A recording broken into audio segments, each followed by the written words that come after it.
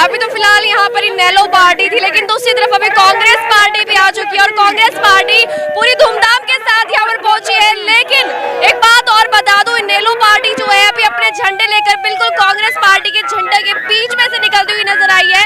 लोगों की भीड़ यहाँ पर लगातार इकट्ठी होती नजर आई और उसमें ही उसी बीच में अगर मैं बात करूँ तो इनेलो की पार्टी के भी कुछ लोग यहाँ पर जो इस वक्त प्रदर्शन करने के लिए, ये कहा जाए कि ज्ञापन सौंपने के लिए यहाँ पर आए थे, वो अभी यहाँ जो कांग्रेस पार्टी आई हुई पर दिखाई दी। कितने लोग आए हैं कांग्रेस पार्टी के और सारे यहाँ पर झंडे अपने हाथ में लेकर आए हुए हैं और अभी इन्हीं के बीच में से इनेलो पार्टी निकलती हुई नजर आई है।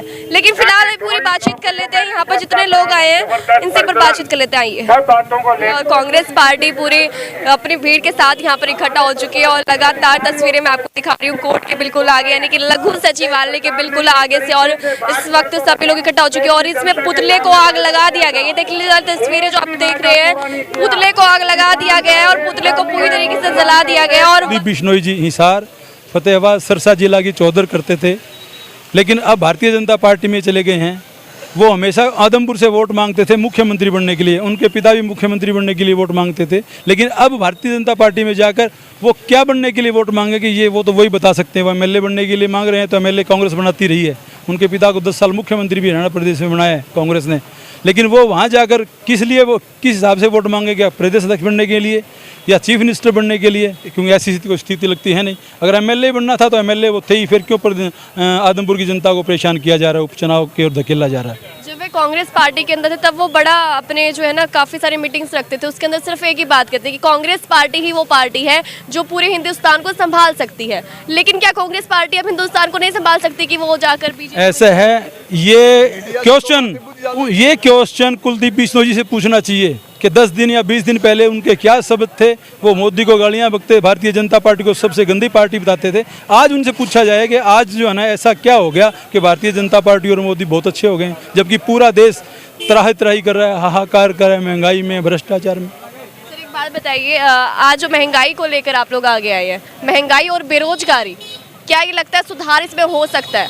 बिल्कुल हो सकता है। कैसे क्या देश के जो नेतृत्व है वो प्लानिंग करें ऐसी। मनमोहन सिंह जी के सरकार के दौरान तो ऐसा नहीं था, देश के फाइनेंस के इतने बढ़िया तरीके से संभाल रहे थे, ना तो बेरोजगारी की दिक्कत थी, ना इतनी महंगाई बढ़ रही थी।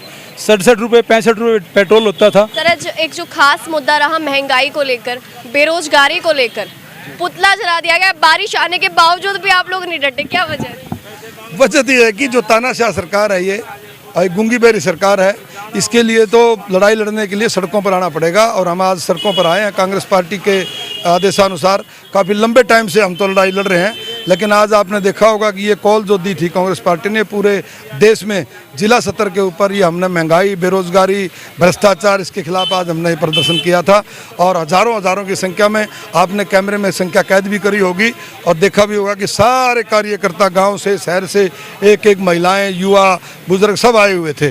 तो धीरे धीरे जो है ना ये बीजेपी की सरकार के खिलाफ जन आंदोलन बन जाएगा और इनको सारी बातें जो जन आंदोलन बनने के बाद जो जनहित के मुद्दे हैं इनको मानने पड़ेंगे और यही हमारा एक मुख्य मकसद है कि हम जनहित के मुद्दों की लड़ाई लड़ें। आपको क्या लगता है बेरोजगारी की क्या वजह रही?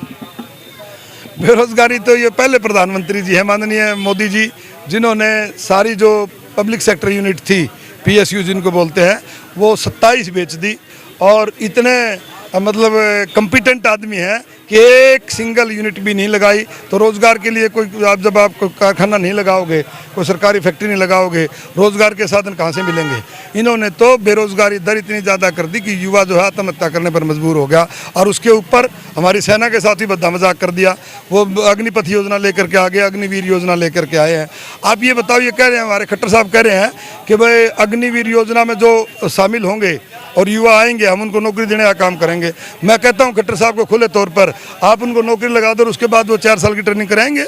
आप उनको पहले हरियाणा में नौकरी दे दो। अगर बरगलाने का काम करती है सरकार, झूठ बोलने का काम करती है, जुमले फेंकती है, मैं खट्टर साहब को निवेदन करता हूं कि जो आप उनको 4 साल के बाद जो नौकरी देंगे वो आज उनको नौकरी दे दो और 4 साल की ट्रेनिंग में भेज दो। बच्चे ट्रेनिंग करके आ जाएं, खुशी खुशी से आ जाएंगे। खट्टर साहब ने तो घोषणा की है ना कि ये होगा ही होगा। मैं कह रहा हूँ घोषणा कर उसको लागू कर दो ना। इसका मतलब इनके नीयत में खोट है। 4 साल के बाद खट्टर साहब कैसे नौकरी देते हैं? खट्टर साहब ही नहीं रहेंगे। 2 साल के बाद, 1.5 साल के बाद खट्टर साहब का कोई नाम लेवा नहीं रहेगा। मैं यही तो कह रहा हूँ, जुमलेबाजी की सरकार है, बच्चों को बरगलाने का काम करती है, युवाओं को, चाहे युवा हो, चाहे किसान हो, चाहे मजदूर हो, चाहे गरीब व्यापारी कोई भी हो, ये सबको बरगला करके, झूठ बोल करके, भाई को भाई से लड़ा करके और ये सत्ता पे काबिज रहना चाहते हैं। अब इनका समय जा चुका है और लोग समझ चुके हैं इनकी असलियत को, बेरोजगारी के मामले में और महंगाई के मामले में। आप देखना आने वाले समय में आदमपुर का जब चुनाव होगा, आदमपुर की बहादुर जनता बीजेपी को बहुत ज़्यादा अंतर से हरा करके और ये उनका जवाब देगी कि आपने हमारे ऊपर बच्चों को बेरोजगार कर दिया और हमारी जो महंगाई, पेट्रोल के दाम है, रसोई के दाम है, जीएसटी जो लगा दिया दही पर, दूध पर, इन सब बातों का जवाब आदमपुर की जनता आदमपुर के चुनाव में देगी। ये देश हित के आदमी थोड़ी हैं, ये देश विरोधी हैं। अग्निपथ योजना जो है वो देश विरोधी है। ये कहते हैं हम राष्ट्रवादी हैं। ये कहाँ से राष्ट्रवादी हैं? इनके सुनिए, इनके भारतीय जनता पार्टी के और आरएसएस के संगियों के, अगर जब हमारा देश आज़ाद हुआ था उस लड़ाई में किसी का एक आदमी किसी के परिवार का हो तो मैं इसका जवाब दे हूँ। इन्होंने स्वतंत्रता संग्राम की लड़ाई में नहीं रही ये लोग, तो ये राष्ट्रवादी नहीं है, ये राष्ट्र विरोधी हैं। ये ड्रामा करते हैं। झंडा राष्ट्रीय झंडा है, ये ठेकेदार है क्या उस झंडे के? राष्ट्रीय झंडा हमारा सबका अपना अधिकार है। हर आदमी अपने घर पे झंडा लगाएगा। ये बीजेपी वाले कहोगे तभी लगाओगा के? पहले सभी घर पे झंडे लगे हुए हैं।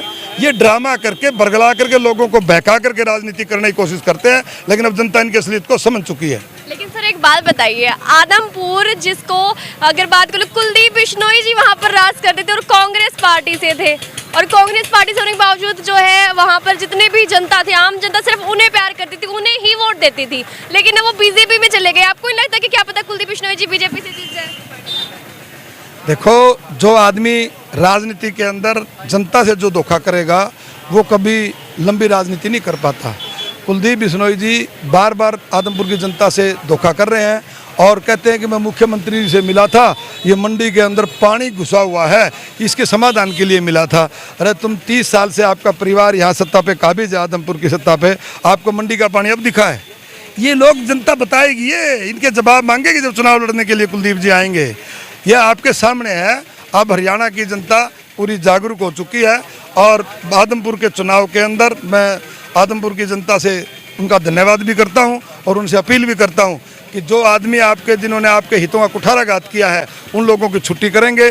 और कांग्रेस पार्टी का जिसका नेतृत्व चौधरी भूपेंद्र सिंह हुड्डा कर रहे हैं, पिछले लोगों याद है नेतृत्व हुड्डा साहब कर रहे हैं, उसको सरकार बनाएंगे।